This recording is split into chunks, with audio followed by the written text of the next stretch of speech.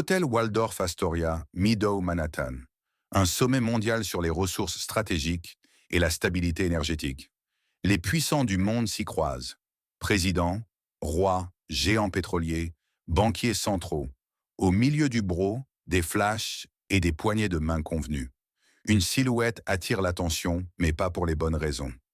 Ibrahim Traoré, président du Burkina Faso, arrivé seul sans limousine blindée, entréi comme toujours, fier. Sobre, debout, il tend la main. Devant lui, Donald J. Trump, costume rouge sang, cravate trop longue, sourire sculpté dans l'orgueil. Trump ne bouge pas. Il rit Ken fort devant les caméras. Encore un président africain entréi. Ils veulent quoi? Une photo. Rire gêné dans l'Assemblée. Des visages occidentaux se figent. Des diplomates africains serrent pour les poings. Mais personne ne parle. Traoré garde la main tendue une seconde de trop, puis il baisse. Calmement, sans un mot, Trump continue, sans filtre. Je n'ai jamais compris pourquoi on les invite à ces réunions.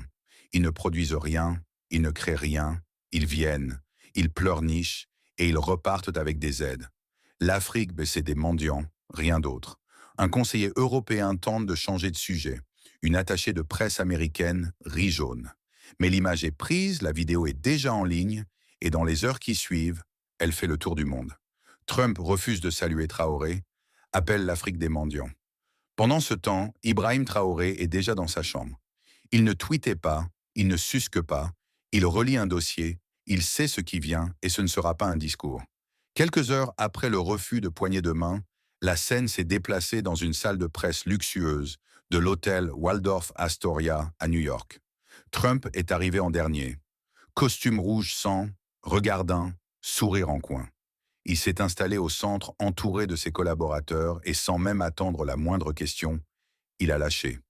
J'ai vu certains dirigeants aujourd'hui, surtout symboliques.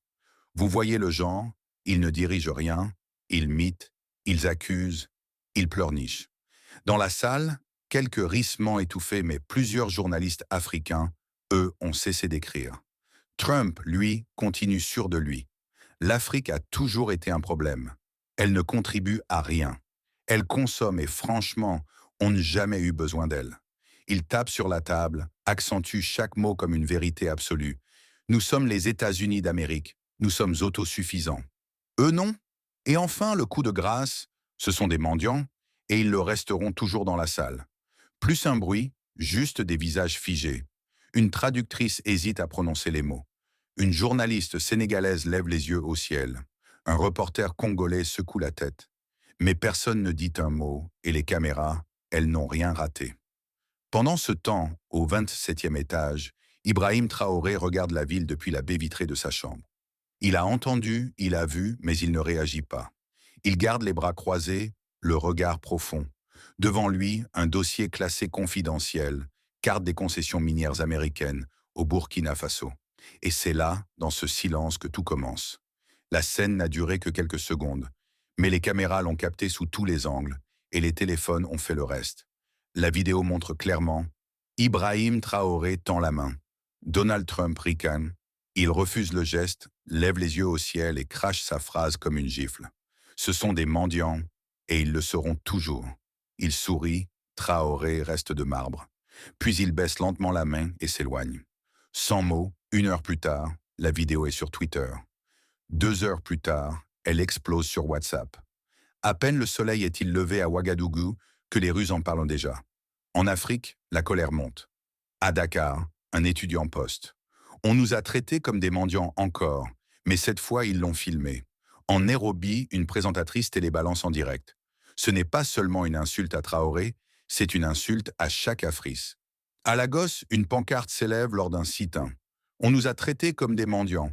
Mais cette fois, on va répondre. En Occident, c'est la gêne. CNN diffuse la séquence sans commentaire. Un journaliste américain glisse mal à l'aise. Monsieur Trump a sans doute été un peu trop direct. À Paris, une éditorialiste française souffle. Cette fois, la diplomatie ne pourra pas étouffer l'indignité. Et pendant ce temps, sur YouTube, une vidéo titrée Trump humiliate African President Watch, réaction passe de 200 000 à 3 millions de vues en une nuit. Mais ce que personne ne sait encore, c'est que cette humiliation n'a pas brisé Traoré. Elle a réveillé et avec lui un continent. Il n'a rien tweeté, il n'a donné aucune interview. Il n'a répondu à aucune chaîne pendant que les réseaux sociaux s'enflammaient, pendant que les rédactions du monde entier débattaient des mots de Trump. Ibrahim Traoré, lui, est rentré à Ouagadougou, discret, serein, déterminé.